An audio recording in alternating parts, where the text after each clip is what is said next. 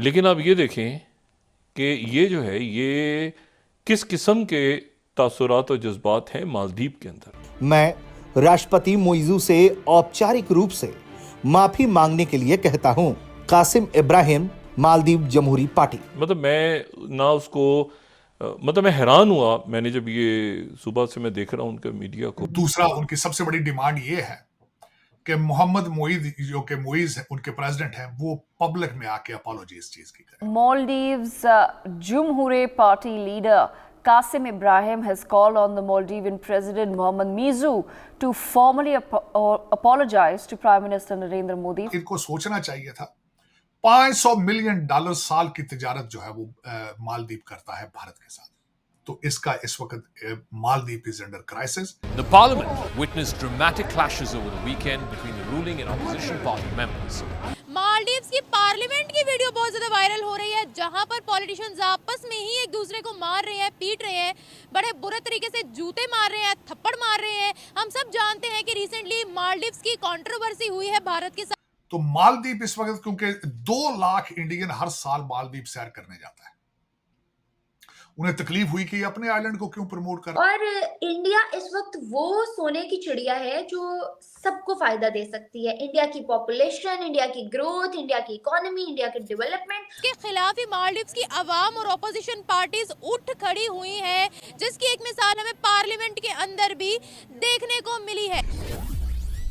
Hello friends, जय Hind. Hindustan special में आपका स्वागत है। दोस्तों, मालदीव के राष्ट्रपति मोहम्मद मोइजो को भारत का विरोध करने के चलते अपने ही देश में विरोध का सामना करना पड़ रहा है। विपक्षी दल के नेता उनकी लगातार आलोचना कर रहे हैं। इसी बीच मालदीव की जमहूरी पार्टी के नेता कासिम इब्राहिम ने राष्ट्रपति मोहम्मद मोइजो से भारत के प्राइम मिनिस्टर मोदी और भारत के लोगों से माफी मांगने के लिए कहा है। मालदीव के विपक्षी नेता कासिम इब्राहिम का कहना है कि किसी भी देश, खास तौर पर जो आपके पड़ोसी देश हैं, उनके बारे में इस तरह की बयानबाजी, इस तरह की बातें नहीं करनी चाहिए। उन्होंने कहा कि ऐसी बातों से दोनों देशों के बीच तलखी बढ़ जाती है और रिश्ते खराब हो जाते हैं। उन्होंने कहा कि वो राष्ट्रपति मोदी से कहना चाहते हैं कि वो भारत की जनता और वहां के प्राइम मिनिस्टर से औपचारिक रूप से माफी मांगे।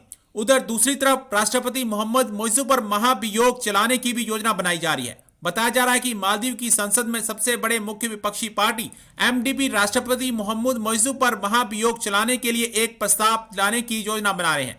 ऐसे में मोइजू की सरकार गिरने की आशंका भी है। दूसरा उनकी सबसे बड़ी डिमांड ये है कि मोहम्मद मोईद जो कि मोइज है, उनके प्रेसिडेंट हैं, वो पब्लिक में आके अपॉलॉजी इस चीज की करें। उन्होंने पहला ट्रेडिशन जो तोड़ा था, हमेशा जब भी मालदीव में नया प्रेसिडेंट आता है, रजीम चेंज होती है, तो सबसे पहले वो प्रेसिडेंट इंडिया जाता है।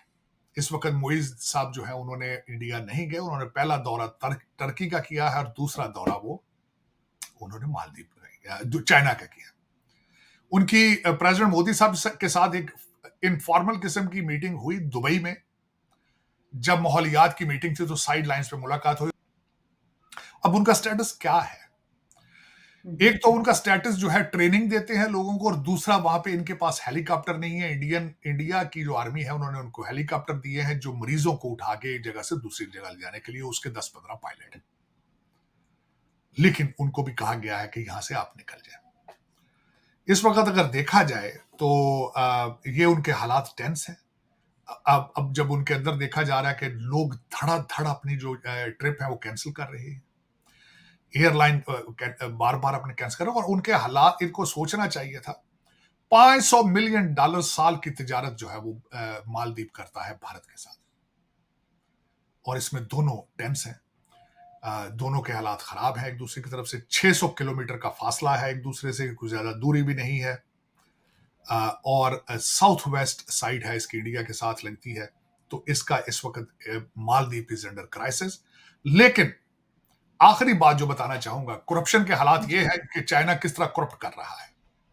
आपके बाजवा साहब को उन्होंने पिज्जा पापा जान ले दिए। राजा पक्षा साहब श्रीलंका के, उनको उन्होंने हाथ डाला, उनको भी अय्याशी कराई गई। और एक और सियासतदान है नेपाल की, जिनका नाम है केपी शर्मा। उन्होंने भी बड़े पैसे बनाए हैं चाइना से। लेकिन उन तीनों के हालात ये हैं कि बाजवा साहब तो खैर उनको बादशाह थे, उनको तो हाथ लगाने वाला कोई नहीं है, पैदा ही नहीं हुआ अभी तक। लेकिन राजा पक्षा जो है वो एक इबरत का निशान बन चुके हैं। केपी शर्मा साहब को भी हुकूमत से निकाल दिया गया है।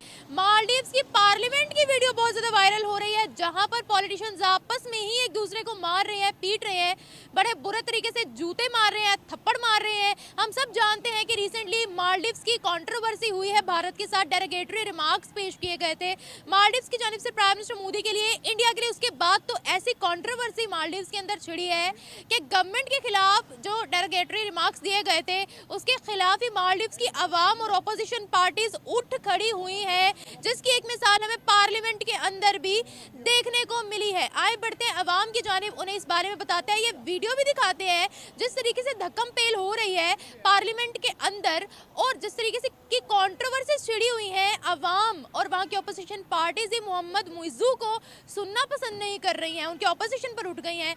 क्या कहती है पाकिस्तान की अवाम, आज हम लोगों से जाने। ਇੰਡੀਆ ਤੇ ਪਾਕਿਸਤਾਨ ਜਿਸ ਦਿਨ ਅੱਲਾ ਦੀ ਰਹਿਮਤ ਦੇ ਸਦਕੇ ਦੇ ਨਾਲ ਇੱਕ ਹੋ ਗਏ ਨਾ, ਇਹਨਾਂ ਨੂੰ ਦੁਨੀਆ ਦੀ ਕੋਈ ਤਾਕਤ ਨਹੀਂ ਜੇ ਹਿਲਾ ਸਕਦੀ। ਹਾਂਜੀ होगा कैसे ਹੈ कैसे होगा? ਉਹ ਹਿੰਦੂ ਨੇ ਕਰਨਾ ਤੇ ਮੁਸਲਮਾਨ ਨੇ ਰਲ ਕੇ ਕਰਨਾ।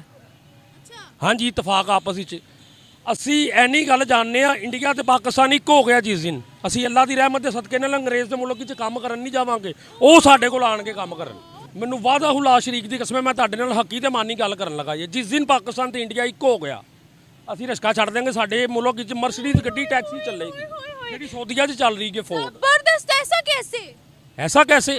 ਹਿੰਦੂ ਨੂੰ ਮੇਰੇ ਸਾਹਮਣੇ ਲਿਆ ਕੇ ਖਿਲਾਰੋ, ਫੇਰ ਮੈਂ ਉਹਨੂੰ ਕਵਾਂ मतलब ਕਿ ਅਸੀਂ ਦੋਵੇਂ ਹਿੰਦੂ ਤੇ ਮੁਸਲਮਾਨ ਆਪਸ ਵਿੱਚ ਇੱਕੋ ਹੀ ਹੈ।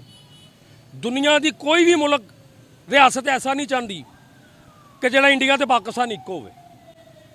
ਜਿਸ ਦਿਨ ਇੱਕ ਹੋ ਗਏ ਵਾਅਦਾ ਹੁਲਾ ਸ਼ਰੀਕ ਦੀ ਕਸਮ ਹੈ ਤੇ ਨਾ ਪੂਰੇ ਵਰਲਡ ਦੇ ਉੱਤੇ ਅਸੀਂ ਤਰੱਕੀ ਕਰਾਂਗੇ, ਜਾਪਾਨੀ ਵੀ ਆ ਕੇ ਸਾਡੇ ਆ ਕੇ ਪੈਰਾਂ ਨੂੰ ਹੱਥ ਲਾਣਗੇ। अच्छा मुझे ये बताइएगा, रुकिए रुकिए रुकिए रुकिए मेरे भाई, इधर आ जाए। अच्छा आप जरा 2 मिनट मेरी बात सुनिए, सुकून तो ले ले, मेरा सवाल अभी पूरा नहीं हुआ। ਚਲਾ ਲੀਜੇ, ਮੈਂ ਪਹਿਲੇ ਧੀਮੇਪਨ ਨਾਲ ਗੱਲ ਕਰਨੀ ਸੀ। आपकी जो मर्जी, ऐसे मर्जी आप बात कर ले, मैं आपका इंटरव्यू चला दूंगी, आप टेंशन क्यों ले रहे हैं? ਦੱਸਣਾ है, क्योंकि मैं लैब भेजना अपना टेलीग्राम। भाई मैं आपका चलाऊंगी, मेरे सवाल का पहले जवाब दे दें, ये बातें हम बाद में कर लेंगे। अच्छा मुझे ये बताइएगा, भारत की पूरी दुनिया में इज्जत क्यों है? ऐसे सस्ता तेल लेना था ना, हम नहीं ले पाए, उनको अमेरिका ने कहा तुम लोगों ने नहीं लेना, उन्होंने बोला भाई तुम लोग कौन होते हो? नहीं कौन होते हो? ਇੱਕ ਇੰਡੀਆ ਤੋਂ ਪਾਕਿਸਤਾਨ ਤੋਂ ਹਟ ਕੇ ਗੱਲ ਕਰਦੇ ਆ। ਮੈਂ ਇਰਾਨ ਗਿਆ ਇਹ 2 ਮਹੀਨੇ ਪਹਿਲੇ, ਉੱਥੇ 8 ਰੁਪਏ 9 ਰੁਪਏ ਲੀਟਰ ਤੇਲ ਹੈਗਾ ਜੇ ਪਾਕਿਸਤਾਨੀ। पाकिस्तान से तेल जा रहा है वहाँ पर क्या? ਪਾਕਿਸਤਾਨ 'ਚ ਨਹੀਂ, ਉਹ ਸਾਨੂੰ ਕਹਿ ਰਹੇ ਨੇ ਸਾਡੇ ਕੋਲ ਲਵੋ। ਸਾਡੀ ਹਕੂਮਤ ਹੀ ਨਹੀਂ ਚਾਹੁੰਦੀ ਕਿ ਸਾਡਾ ਗਰੀਬ ਖੁਸ਼ਹਾਲ अभी ਹੋਵੇ। आप भारत पे पाकिस्तान पे बात करें ना, उन्होंने तो आंखें दिखा के अमेरिका को ले लिया तेल। ਸਾਡੇ ਹੁਕਮਰਾਨ ਕਰਨ ਦੇ जरा ज़कात लगी, तो वो तो काफी अर्सा हो गया IMF के पास नहीं गए, उन्होंने तो कर्जा नहीं लिया, वो तो दुनिया में खुद इन्वेस्ट कर रहे हैं। ਕਰਜ਼ੇ ਬੰਗਲਾਦੇਸ਼ ਕਰਜ਼ਾ ਦੇ ਰਿਹਾ ਹੈ, ਸਿਰਫ ਵਾਹਦ ਇੱਕ ਪਾਕਿਸਤਾਨ ਮੁਲਕ ਐਸਾ ਹੈ तो फिर आप क्यों ਕੋਲ ਫੜ ਕੇ ਤੇ ਮੰਗ ਰਿਹਾ ਹੈ। फिर आप क्यों कह रहे हैं कि वो भारत से कर्जा ले रहे हैं मेरे भाई? ਪਾਗਲ ਤੇ ਨਾ ਕਰੋ।